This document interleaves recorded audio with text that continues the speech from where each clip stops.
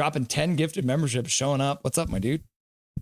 Good evening, sir. I mean, good evening, chat. Man, what's going on? Well, I heard there was a That's like- whole bunch of illegal streams that ended up getting shut down. So I think everyone's filing in after their streams are getting shut down. So we'll take it. Hey, yep. Happy to have everyone here. Welcome to Nothing is Perfect. Yeah, what a game so far. Oh, back and forth, up and down. We start with the ups, probably. Yeah, I mean, the big guys obviously showing up, ready to play. Linus Karlsson, Arshdeep Baines continuing his hot streak. Karlsson just continuing what he has done all playoffs long. I mean, if anyone's even remotely close to Shilov's for playoffs MVP, it's Karlsson. But I mean, Shilov's has that miles and away, given the goals against and win percentage that he has put up in these playoffs. It's unreal. And you combine that with 5 shutouts. He's just far and above for me the playoff MVP at this moment right now. Yeah, the amount of saves, like you saw in the stats that you want, but you don't really need. What was it, like 109? I'll bring it up so everyone can see it. But I think it was 159 shots so far for the Charlotte Checkers, minus the shots that they have today already. So absolutely crazy stats there for them so far. And Arthur Shilov's so far has been up to the task. Yeah, I mean, he's done absolutely incredibly this series and also last series against Texas. I mean, he has found a way to eliminate those stinker games, knock on wood. And he has just found that big game play that he showed when he was playing with Latvia in the World Championships when he set the record for the most shots faced. Yeah. He did the same thing in that tournament over there. I think he had 4 shutouts in that tournament as well. And that was a short tournament. So to do that was incredible. And unfortunate that the penalty kill let one get by, but I mean, you can't be perfect all the time. Mm-hmm. So a little bit of a down there. The reffing has not been great. The way they're not really taking 2 at sometimes out of a pile or are taking 2 when they should only take 1. It's just been kind of backwards to me. Mm-hmm. I mean, they're no Jordan Samuels Thomas, so like, thank goodness for that. Yeah. Because it could be way worse. But even the linesmen are kind of calling.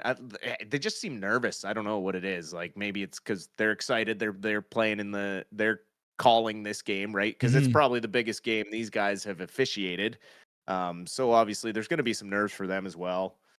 I mean, overall, a pretty even game. Not a ton of downs. They need to get more shots. When they took when Mueller took that penalty, it really, really killed their momentum. Especially after Baines and Karlsson had just got some goals kind of close together. Mm-hmm. You give that one back on the power play, and then it was kind of all Charlotte after that. A couple of rushes at the end of the period for Abbotsford, but nothing really materializing into anything dangerous or quality shots on net. That being said, being tied going into the third period when you're up 3-1 in a series, I mean, there's no real pressure.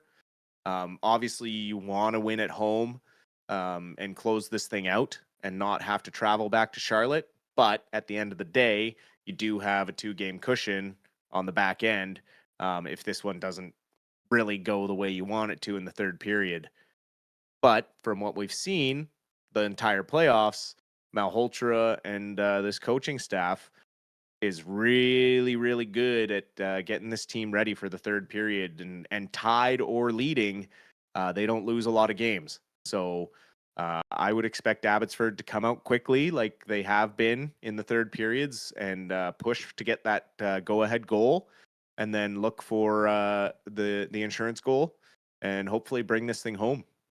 I think my down for the period would be that Ty Mueller interference penalty at 10:52 of the second period, because anytime you're taking a penalty in the offensive zone, and I said it when it happened, the guy went down a little easy, but that's what happens, man. Yeah. You cross-check a guy in the offensive zone while you guys are controlling. The referees are going to be more hyper aware, because if suddenly the Abbotsford Canucks score immediately after that, then they look really bad because Ty Mueller took a guy down. So not really like Ty Mueller to do that kind of thing, but maybe just be a little over exuberant on that play. Yeah, I mean, it was just a hard forecheck, which Abbotsford has done the entire series. And like I said, the refs have called some weird penalties. That one to me was a bit soft. Yeah. A couple of the checkers are really good at diving. We saw that last game when Nielsen got called for a trip that was more of a guy just skating into him. He Yeah. didn't really put his stick in the guy's feet. Right. The player skated through his stick. So, but again, these are young officials that are learning as well, and nobody's perfect. So we take it as we get it. Um, Obviously, they could be better, but to be tied 3-3, I'll take that as a positive going into the third any day, especially with this Abbey Canucks team and the way that Malhotra is able to, for some reason, just get these guys to come out in the third period like they've been shot out of a cannon. Gonna give it up to Wood Lake for another $13.99 donation. That's his second of the night. Wood Lake coming in. Everyone's like, "Why are you advertising Wood Lake?" Well, he just paid for it twice. $13.99 twice. Yeah. So thank you very much, Wood Lake. That's very generous of you. I'll be getting them good treats. Yeah. He's gonna get at least 3 degrees with the amount of money we put in his college education fund. That's very cool. Man, he's gonna be prime minister by the time the summer's over. Yeah, Woodlake says, just do it to support great content. Thank you very much, Woodlake. We appreciate that. So we're going to go on to some cold takes because there was 2 that I wanted to ask you about because I was listening to the radio and I won't name what show it was, but they were debating, should we bring in Jeannot or Trennan, which I thought was just, why are you like the 2 guys that Canucks fans hate more than anyone right now? Like Trennan probably more at this point because they already did fight Jeannot, even though it wasn't really that good of a fight. And then the other one was they were debating whether if the Canucks can finish this out and get the Calder Cup, where does that rank organizationally? And there was guys who were like, no, it doesn't even beat any of the times they made the playoffs. So out of those 2 takes, what is the coldest take there? Oh man. It's got the Jeannot and Trennan thing is just dumb. That's not even a cold take. That's just stupid.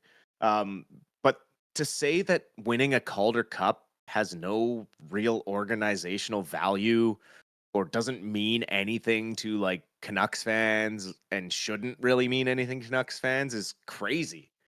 I mean, this is the 5th youngest AHL team that played this season. So that means that the majority of these guys still have a chance at making an NHL team. Like, it's crazy to me to think that this has no bearing on their careers. I mean, their hunger to win at the next level is just going to increase by having this winning experience in the playoffs at the AHL level. It doesn't matter what, it's professional hockey. Like all of this feeds into training camp next year and these guys pushing the veterans for spots on the team. With every game they went deeper in the playoffs, it was more and more experience, and you saw these guys getting hungrier and hungrier and pushing harder and playing a harder game. I mean, look at the player that Linus Karlsson has developed into. I mean, playoffs aside, the last 40 games of the season into the playoffs, the guy has been unreal. And like he is very close to being a playoff MVP, right behind Shelov's. And I mean, you got Arshdeep Bains now showing up huge, and getting, what is it, 7 goals in the last 7 games. Showing up when it matters most. And when it comes to the fall, and these guys are going into training camp and development camp, I mean, they're going to want to win at the NHL level. I mean, if they win the Calder Cup, the next step is the Stanley Cup. Mm-hmm. Yeah, most of the time, teams that win the Calder Cup are like the life AHLers that have like tons of playoff experience under the belt. I think going into this playoffs, the most AHL playoff games any of our players have played was like 12 games. It was crazy how young and inexperienced these guys were, and now they play with such structure and have everyone clamoring over the system that Manny Malhotra has these guys playing under. That has so the cold. So you're saying the cold, this up. not being a big deal is a bigger cold take than trying to sign Jeannot or Trennan. Absolutely. Probably because I'm angry about Trennan, right? Oh, 100%. But I mean, like, when it comes to Jeannot or Trennan, you don't need either of them. You got Sammy Blais right here in Abbotsford. Sign him. Like the hits this guy has thrown in the playoffs, And even in the regular season, what he did in the last half of the regular season to show that he is over those injuries that plagued his career and almost made him retire. I mean, he's back and he wants into the NHL. You can see it when he plays with every game. And if he gets the right coach or the right leadership that can keep him, a little bit controlled, he's never at it with his own teammates. Everything is directed at the enemy. So I mean, he's one of those guys that just can put energy into a team. And him on a fourth line wing, I'd take that all day, every day, baby. Before we get to our next cold take, I got Connor Cahill donated $5 because he has a suggestion for you, Dusty.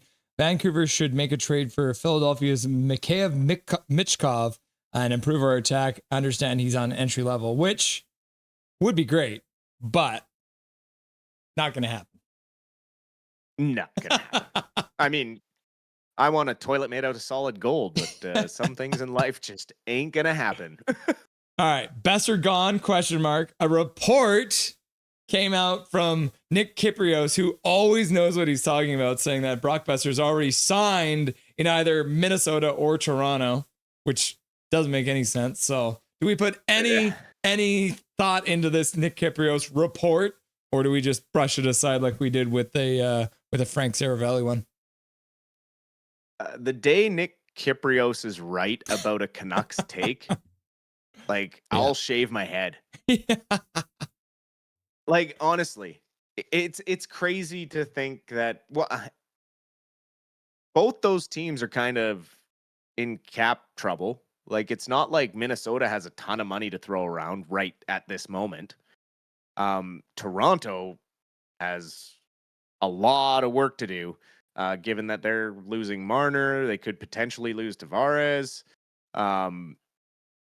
I don't think Boeser's the answer for them, really. I mean, he's not the play driver, right? We've talked about this to no end. He's an addition to a team that's almost there.